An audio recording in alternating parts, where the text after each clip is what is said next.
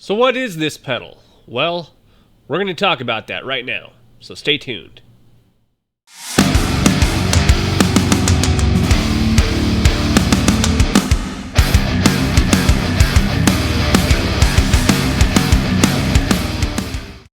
So, what the hell is this thing? It popped up on my Amazon suggestions feed, and one of the things that immediately struck me was it had all the knobs that I would typically look for in a decent overdrive, plus it has a built-in gate. Now, as far as I can tell, this is based off of the Precision Drive from Horizon Devices. Now, you wouldn't know that by looking at any of the literature or information online that they have for this pedal. In fact, pulling up the Joyo website and the description of the pedal itself, it features 6 overdrive tones in one unit. Its built-in circuit attenuates signals that register below the threshold of the noise gate. With wide range, natural, and flexible. Moreover, it can be used as a booster, sculpting high-gain tones in different styles via the attack control knob. Now, most of that doesn't tell you anything about the pedal.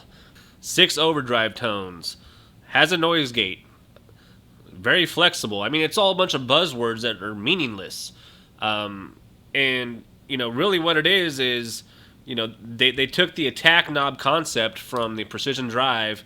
Instead of making it a sweepable pot, it's literally just 6 different settings along a continuum running from kind of warm, fuzzy overdrive into kind of more focused ice pick attack, less gain kind of boost. So before I get too far in the weeds on this, let's go ahead and listen to it in a mix. I went ahead and I dialed in a setting that I liked on this, going through my Mesa triple rectifier. And after that, we can go ahead and dive in and see what this really does.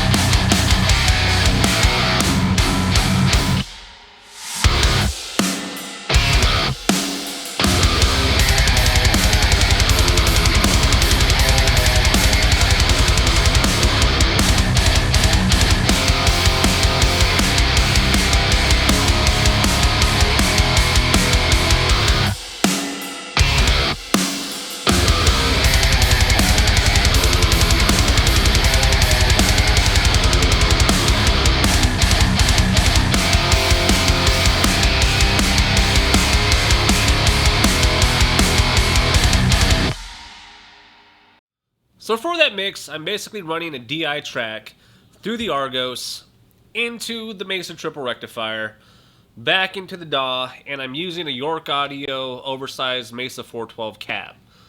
And I think it sounds pretty good. In fact, for a $40 pedal, I think this sounds damn good. So here's the raw Mesa tone without any overdrive on it.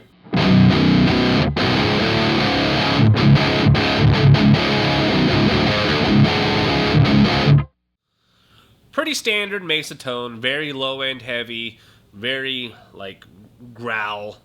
And so here's it with the Joyo engaged on a setting that I like.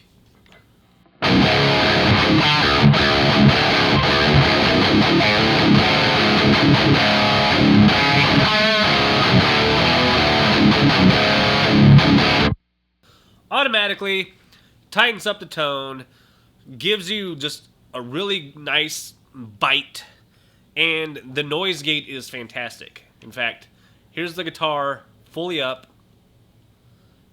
If I turn it off, you hear all the little buzzing coming through. It's good. It's a really well-built gate. Just for that feature alone, this is probably worth the $40. But more than that, let's go ahead and kind of go through a couple of the settings here. I'm going to go ahead and switch over to a clean channel because that's where you can hear the most difference in what the different attack circuits are doing. Alright, so I've switched over to a clean channel, and here's just it by itself.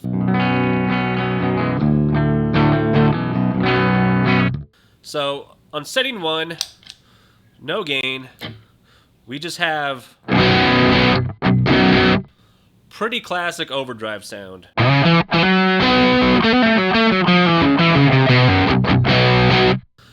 got the gain all the way down, level all the way up, tone all the way up. And if we were going to use this as more of like a traditional, overdrive, probably turn the level down, probably give a little bit more gain, and then not so much tone.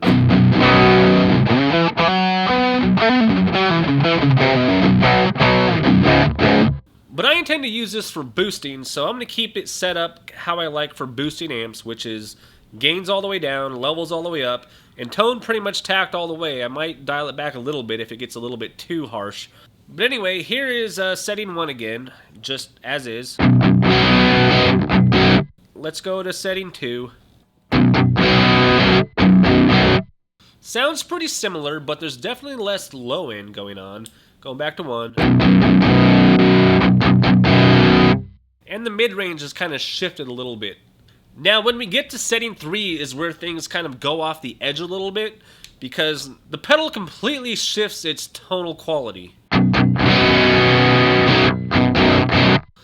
We have like no low end, the mid-range is much more present, and there's hardly any distortion.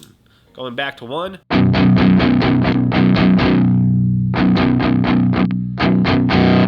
Setting 3 is like very unsaturated compared to 1 and 2.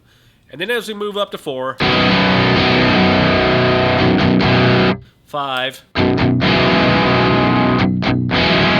So really all this is doing is desaturating the signal and then shifting the EQ up. And that's cool because I kind of think that's what the Precision Drive does too, only in like a sweepable fashion. Obviously having it in this like configuration is a bit cheaper to manufacture. I kind of like it on setting number 4 or 5. 6 kind of thins out the high end a little bit. So take that for what you will. But I kind of keep it in this range. So let's go ahead and move back over to the high gain setting on the Mesa.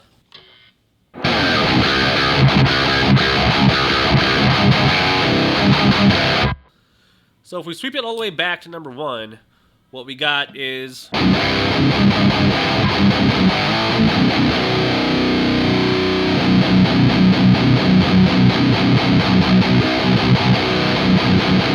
something that's akin to like a normal tube screamer sound.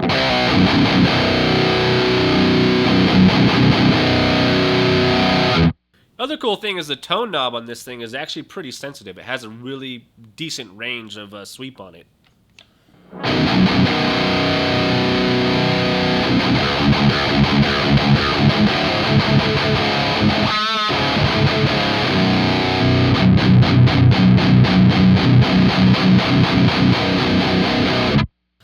Setting 2, a little bit more focused, going on in the low end, still pretty saturated, kind of like a tube screamer. Regardless, it tightens up the low end no matter where you're at on this thing. So, going to setting 3.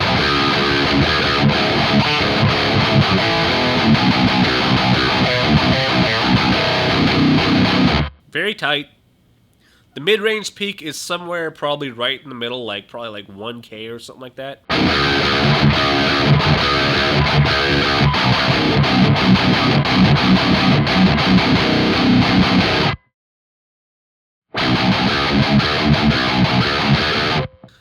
Number 4 doesn't really shift the mids that much, but what I do think I'm hearing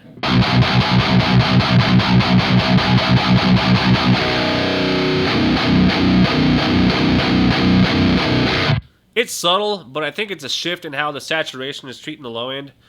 I don't know. I could just be making that up because it is very subtle.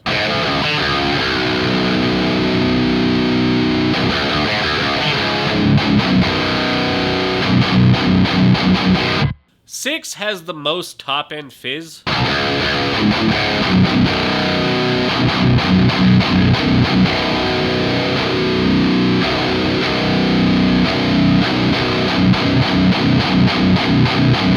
It's like it just shifts that mid-range, or maybe it like widens the Q on the mid-range high end that it's doing. Hard to tell. Like I said, there's not a lot of information on this pedal out there. Either way, 4, 5, and 6, you could probably swap them out for each other, and you'd probably not notice a difference, especially on a high gain application. So if you do get this pedal, just know that you could probably hover at 5, 6, 4, 5, and 6, and be like whatever. The big thing here is the gate.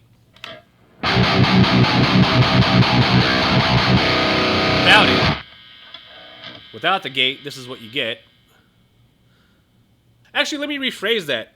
The gate's always on no matter what, because I have the gate fully turned down, and there's still a gate being activated no matter what. It's just a really slow, reactive gate. So this is just turn the gate all the way up, and it's just how quick it reacts. So yeah, the gate's always on. And then the sweepable tone knob is actually pretty nice.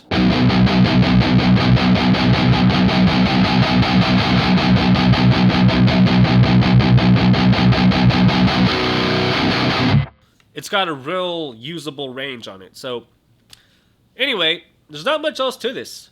It's $40 on Amazon. It's worth the price if you want something that does what this does. Kind of tightens up and makes a really nice sharp attack. Good gate, good tone sweep. I wasn't sure I was going to keep this pedal. I thought I was just going to buy it on a whim and just kind of see what it does, but I'm probably going to keep this. This might actually be a good one for recording. So I'm just going to jam on it for a little bit here, and then I'll say it later.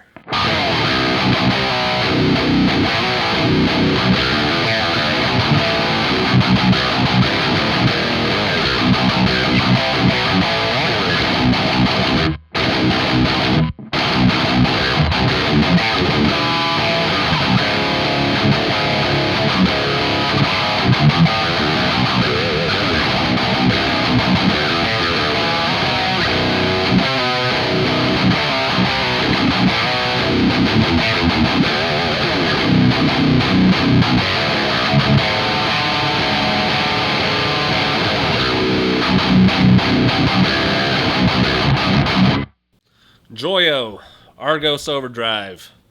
Hopefully now you know more about it, because I sure as hell didn't know anything about it when I got it. Later.